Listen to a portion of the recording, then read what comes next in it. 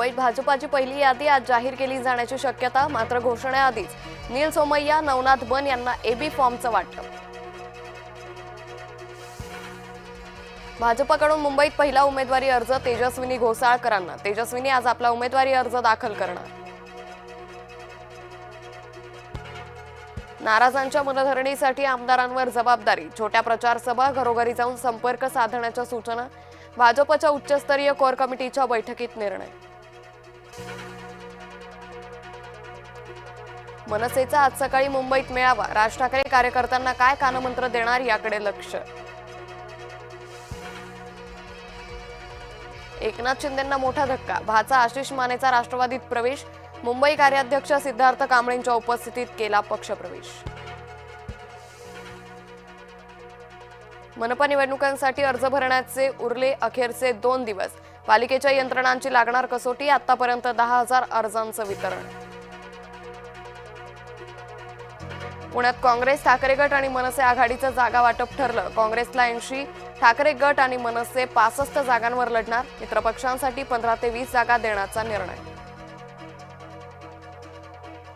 पिंपरी चिंचवडमध्ये दोन्ही राष्ट्रवादींचं ठरलं. तुतारी आणि घड्याळ या दोन्ही चिन्हावर होणार आघाडी. पवार गटाची मागणी अजित पवारांकडून मान्य. सांगलीत दोन्ही राष्ट्रवादीचं ठरलं. सोबत काँग्रेसलाही घेण्याची शक्यता, सूत्रांची माहिती. ठाण्यात भाजपा 40, शिवसेना 91 जागांवर लढणार. उर्वरित 4 जागांबाबत लवकरच निर्णय होणार. जय महाराष्ट्राला सूत्रांची माहिती. मुंबई महानगरपालिका निवडणूक राष्ट्रवादी स्वबळावर लढणार. राष्ट्रवादीकडून उमेदवारांची पहिली यादी जाहीर. पहिल्या यादीत 36 उमेदवारांची नावं.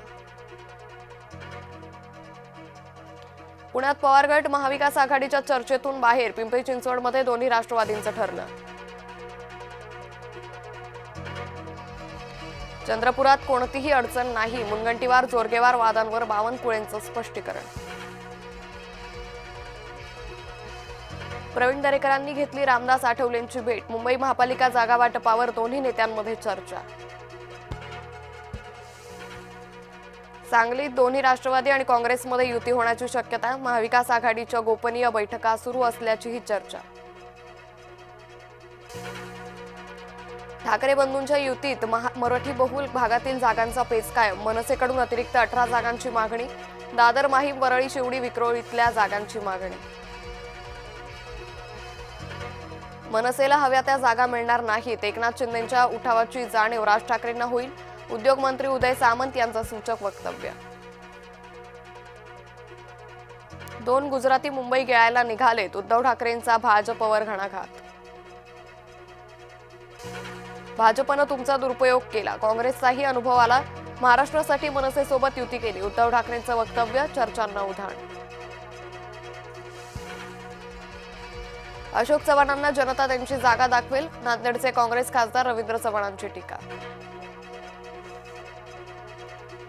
निवडणूक आयोगाच्या स्थिर सर्वेक्षण करणाऱ्या पथकावर हल्ला. मिलन सबवे जवळ झाला हल्ला. विलेपार्ले पोलीस स्टेशनमध्ये तक्रार दाखल. पनवेलमधून 1 पिस्तल आणि 6 जिवंत काडतुसं जप्त. 1 आरोपीही अटकेत. पनवेल शहर पोलिसांची कारवाई.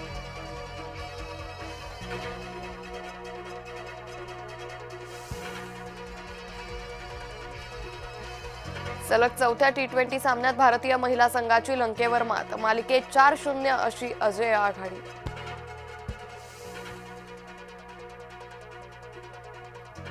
टीम इंडियाचा प्रशिक्षक बदलाच्या चर्चा तथ्यहीन. गंभीरचं स्थान सुरक्षित.